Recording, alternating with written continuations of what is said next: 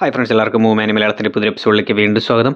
കൽക്കി എന്ന സിനിമ കണ്ടിട്ടുള്ള പ്രേക്ഷകർ ഏറ്റവും കൂടുതൽ ചിന്തിച്ചിരിക്കുന്നത് ഇതിലെ കമലഹാസൻ അവതരിപ്പിച്ചിരിക്കുന്ന സുപ്രീം യാസ്കിൻ എന്ന കഥാപാത്രം യഥാർത്ഥത്തിൽ ആരായിരിക്കും എന്നാണ്. ഈ ഒരു കഥാപാത്രത്തിന് ബ്രഹ്മാവിൻ്റെ കുറേ റെഫറൻസുകൾ കൊടുത്തിട്ടുണ്ടെന്നും ഈ ഒരു കഥാപാത്രമാണ് കലിയായിട്ട് വരാൻ പോകുന്നത്, അല്ലെങ്കിൽ കലി ബാധിച്ചിരിക്കുന്ന ഒരു കഥാപാത്രമായിട്ട് വരാൻ പോകുന്നത് എന്നുള്ളതെല്ലാം ഞാൻ മുന്നേയുള്ള വീഡിയോകളിൽ പറഞ്ഞിരുന്ന കാര്യമാണ്. എന്നാൽ ഈ വീഡിയോയിലൂടെ നമ്മൾ നോക്കാൻ പോകുന്നത് ഈ ഒരു കഥാപാത്രത്തിന് കൊടുത്തിരിക്കുന്ന റെഫറൻസുകളോ കലി ബാധിച്ചിരിക്കുന്ന കാര്യമോ ഒന്നുമല്ല. ഈ ജന്മത്തിൽ ഈ 200 വയസ്സുണ്ടെന്ന് പറയുന്ന ഈ ഒരു കഥാപാത്രം ആരായിരുന്നു, അയാൾക്ക് എന്താണ് സംഭവിച്ചത് എന്നുള്ള കാര്യങ്ങളെല്ലാമാണ്. പതിപോലെ തന്നെ വീഡിയോയിലേക്ക് കിടക്കുന്നതിന് മുമ്പ് നിങ്ങൾ തീർച്ചയായിട്ടും ഈ ചിത്രം കണ്ടിട്ടുണ്ടെന്ന് ഉറപ്പുവരുത്താൻ ശ്രമിക്കുക. കണ്ടതിന് ശേഷം മാത്രം വീഡിയോ കാണാൻ ശ്രമിക്കുക, അല്ലെങ്കിൽ ഇനി പറയാൻ പോകുന്ന കാര്യങ്ങളെല്ലാം തന്നെ നിങ്ങൾക്ക് സ്പോയിലർ ആയിരിക്കും. സോ നമുക്ക് ഒട്ടും സമയം കളയണ്ട, നേരെ വീഡിയോയിലേക്ക് കിടക്കാം. ആദ്യം തന്നെ ഈ ഒരു കഥാപാത്രത്തെക്കുറിച്ച് നമുക്ക് അറിയാവുന്ന കാര്യങ്ങൾ നോക്കാം. അതിൽ ആദ്യത്തേത്, ഈ റൂമി എന്ന ക്യാരക്ടർ പറയുന്നുണ്ട് ഈ സുപ്രീം യാസ്കിൻ 200 വയസ്സുള്ള രാക്ഷസനാണെന്ന്. സോ അയാൾക്ക് 200 വയസ്സുണ്ടെന്ന് നമുക്കറിയാം. 2, ഈ കഥാപാത്രത്തിന്റെ തലയിൽ എന്തോ സംഭവിച്ചിട്ടുണ്ടെന്ന്, അയാളുടെ തല പൊട്ടിയിരിക്കുന്നതായും അത് കൂട്ടി ജോയിൻ ചെയ്തിരിക്കുന്നതായും നമുക്ക് കാണാം. 3, ഈ കഥാപാത്രം ടെക്നോളജി പരമായി ഒരുപാട് അഡ്വാൻസ്ഡ് ആണെന്ന് നമുക്ക് മനസ്സിലാക്കാം. അവിടെയുള്ള എല്ലാ കാര്യങ്ങളും ഇയാൾ സൃഷ്ടിച്ചതാണ്. ആ കോംപ്ലക്സിന് അകത്തും പുറത്തുമുള്ളതുമായിട്ടുള്ള എല്ലാ കാര്യങ്ങളും അയാൾ സൃഷ്ടിച്ചതാണ്. അവിടെ ബാക്കിയുള്ള കാര്യങ്ങളെല്ലാം നടത്തുന്നത് അയാളുടെ ജോലിക്കാർ മാത്രമാണ്. സോ ഇതെല്ലാം സൃഷ്ടിച്ചിരിക്കുന്നത് ആ സുപ്രീം യാസ്കിനാണ് നമുക്ക് മനസ്സിലാക്കാം. 4, ഇയാൾക്ക് ദൈവത്തെ ഇഷ്ടമല്ല എന്നും അതുപോലെ തന്നെ ഇയാൾ പ്രകൃതിയെ സംരക്ഷിക്കാനായിട്ട് നോക്കിയിട്ടുണ്ടെന്നും ആ സയന്റിസ്റ്റിനെ കൊല്ലുന്ന സമയത്ത് പറയുന്ന കാര്യങ്ങളാണ്. സോ ഇനി ഇത്രയും കാര്യങ്ങൾ വെച്ചുകൊണ്ട് ഈ കഥാപാത്രം ആരാണ് എന്ന് അനുമാനിക്കാനായിട്ടാണ് പോകുന്നത്. ആദ്യം തന്നെ ഈ ടെക്നോളജി പരമായി ഒന്ന് ചിന്തിച്ചു നോക്കാം. ഈ കഥാപാത്രത്തിന് 200 വയസ്സുണ്ടെന്ന് പറയുന്നുണ്ട്. അത്രയും വയസ്സുള്ള ആര് തന്നെ ലോകത്ത് ഇന്നത്തെ കാലത്ത് ജീവിച്ചിരിക്കില്ല. എന്നിട്ടും ഇത്രയും ശരീരമെല്ലാം ശോഷിച്ച അവസ്ഥയിൽ എത്തിയിട്ടും ഇയാൾ ജീവിച്ചിരിക്കുന്നത് ആ ടെക്നോളജിയുടെ സഹായത്തോടെയാണ്.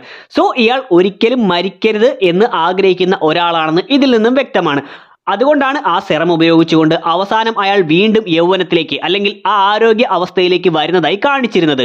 സോ ഈ ടെക്നോളജി പരമായിട്ടുള്ള കാര്യങ്ങളെല്ലാം വെച്ചുകൊണ്ട് ഇയാൾ ഒരു സയന്റിസ്റ്റ് ആയിരുന്നു എന്ന് നമുക്ക് അനുമാനിക്കാം.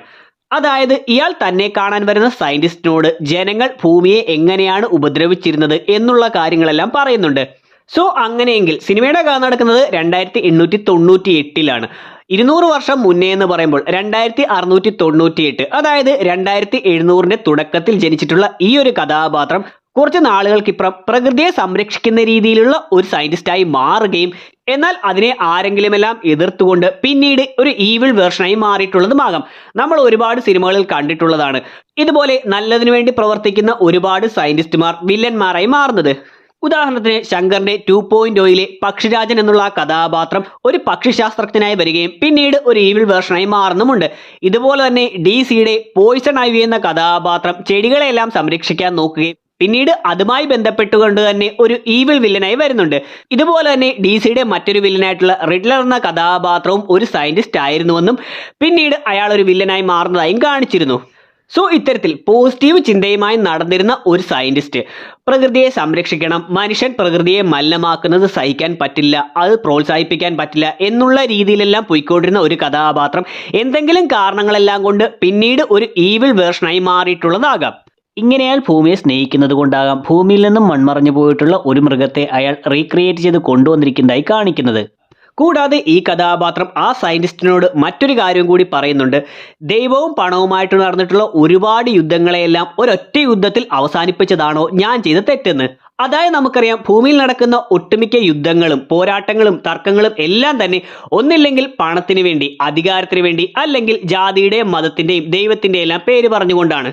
സോ ഇത്തരത്തിൽ ഇയാൾ സയന്റിസ്റ്റ് ആയിരുന്ന ആ ഒരു കാലഘട്ടത്തിലും ദൈവത്തിന്റെ പേര് പറഞ്ഞും പണത്തിന്റെ പേര് പറഞ്ഞുമെല്ലാം ഒരുപാട് യുദ്ധങ്ങൾ നടന്നിട്ടുണ്ടാകാം.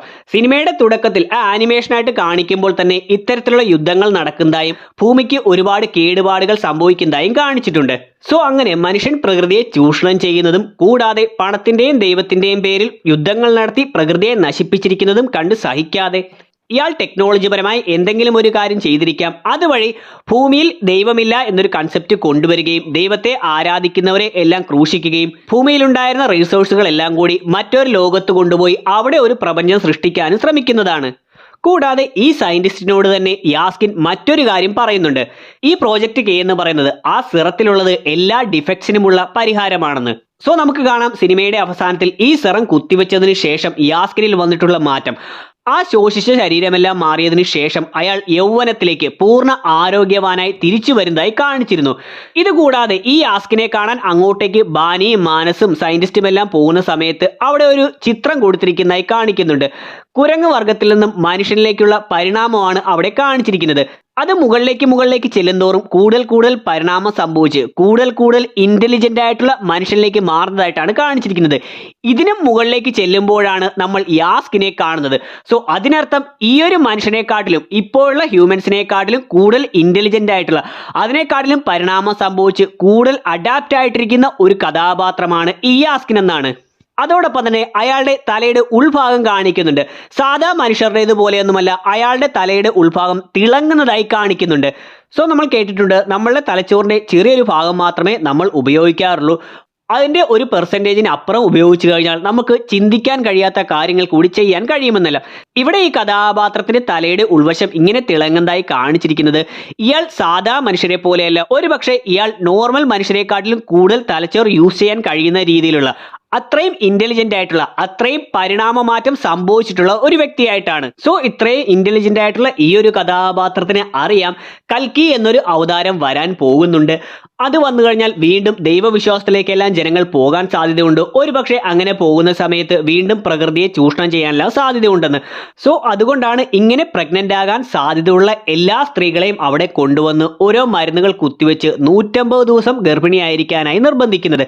കാരണം ഇയാൾക്കറിയാം ഇയാൾ കൊടുക്കുന്ന മരുന്നിന്റെ പവർ കൊണ്ട് 150 ദിവസം പ്രഗ്നന്റ് ആയി ഇരിക്കുക എന്നുള്ളത് സാധ്യമല്ല എന്ന്. സോ അങ്ങനെ 150 ദിവസമെങ്കിലും പിടിച്ചു നിൽക്കണമെങ്കിൽ അത് തീർച്ചയായിട്ടും കൽക്കി ഉള്ളിലുള്ള സ്ത്രീ ആയിരിക്കണമെന്ന് ഇയാൾക്ക് മനസ്സിലാകും. കൂടാതെ ഒരു കാര്യം ശ്രദ്ധിച്ചാൽ, ആദ്യം ഒരു പെൺകുട്ടിയുടെ സിറം കൊണ്ട് കൊടുക്കുന്ന സമയത്ത് ഈ സുപ്രീം യാസ്കിൻ നേരിട്ട് കൈകൊണ്ടല്ല അത് വാങ്ങുന്നത്, പകരം ആ ഒരു ഗോളം കൊണ്ട് വാങ്ങുന്നതായിട്ടാണ് കാണിക്കുന്നത്.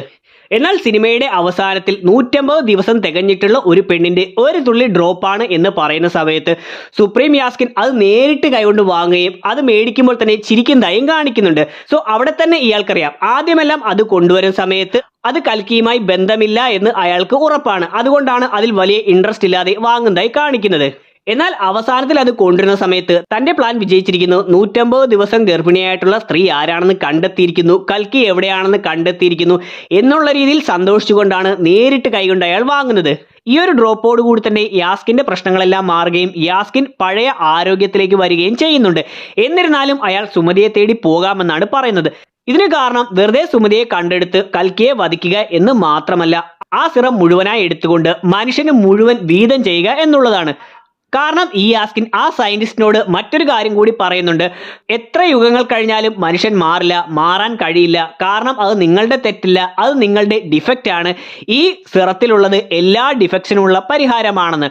സോ തന്നെ പോലെ ഇത്രയും ഇന്റലിജന്റ് ആയിട്ടുള്ള, അല്ലെങ്കിൽ മരണമില്ലാത്ത ഒരവസ്ഥയിലേക്ക്, ഒരു ഡിഫക്റ്റും ഇല്ലാത്ത ഒരവസ്ഥയിലേക്ക് മനുഷ്യനെ കൊണ്ടുപോകാൻ വേണ്ടി അയാൾ ഭൂമിയിൽ നിന്ന് വീണ്ടെടുത്തിട്ടുള്ള കാര്യങ്ങളൊന്നും നശിപ്പിക്കാതെ അതെല്ലാം മനോഹരമായി തന്നെ സംരക്ഷിച്ചുകൊണ്ട്, എന്നാൽ മറ്റുള്ള തിന്മകളെല്ലാം ചെയ്തുകൊണ്ട് മറ്റൊരു ലോകത്തിൽ എല്ലാ ആർഭാടത്തിലും കഴിയാനാണ്, അങ്ങനെയുള്ള ഒരു ജനതയെ സൃഷ്ടിക്കാൻ വേണ്ടിയാണ് സുപ്രീം യാസ്കിൻ ഇതെല്ലാം ചെയ്യുന്നത്. സോ ഇയാളിങ്ങനെ പോസിറ്റീവ് വേർഷനിൽ നിന്നും നെഗറ്റീവ് വേർഷനിലേക്ക് മാറിയത് സിനിമയുടെ മെയിൻ തീമായിട്ട് വരുന്ന കലി ബാധിച്ചിരിക്കുന്നു, നന്മയുള്ളവരെ പോലും കലി ബാധിച്ചിരിക്കുന്നു എന്നുള്ള രീതിയിലാണ്. സോ അതുകൊണ്ടാണ് ഈ ഒരു നല്ല കാര്യം തന്നെ, എല്ലാ മനുഷ്യരും ഡിഫക്ട്സ് ഒന്നുമില്ലാത്ത അവസ്ഥയിലേക്ക് വരണം, ഭൂമിയെ ചൂഷണം ചെയ്യരുത് എന്നുള്ള കാര്യങ്ങളെല്ലാം ഇയാൾ നെഗറ്റീവായിട്ട് നടത്തുന്നത്. സോ ഇതാണ് ഈ ഒരു സുപ്രീം യാസ്കിനെ കുറിച്ച്, ഇയാളുടെ പാസ്റ്റിനെ കുറിച്ചെല്ലാം എനിക്ക് തോന്നിയിട്ടുള്ള തിയറി. എന്താണ് ഇതിനെക്കുറിച്ചുള്ള നിങ്ങളുടെ അഭിപ്രായം എന്ന് തീർച്ചയായിട്ടും വീഡിയോയുടെ കമന്റ് സെക്ഷൻ ഉൾപ്പെടുത്തുക. വീഡിയോ ഇഷ്ടമായിട്ടുണ്ടെങ്കിൽ ലൈക്ക് ചെയ്യാനും ഷെയർ ചെയ്യാനും സബ്സ്ക്രൈബ് ചെയ്യാനും ശ്രമിക്കുക. ഇതുമായി നിങ്ങൾക്ക് കൂട്ടിച്ചേർക്കാൻ കഴിയുന്ന കാര്യങ്ങളും തീർച്ചയായിട്ടും വീഡിയോയുടെ കമന്റ് സെക്ഷൻ ഉൾപ്പെടുത്തുക. നമുക്ക് അടുത്ത എപ്പിസോഡിലൂടെ കാണാം. അതുവരെ ബൈ.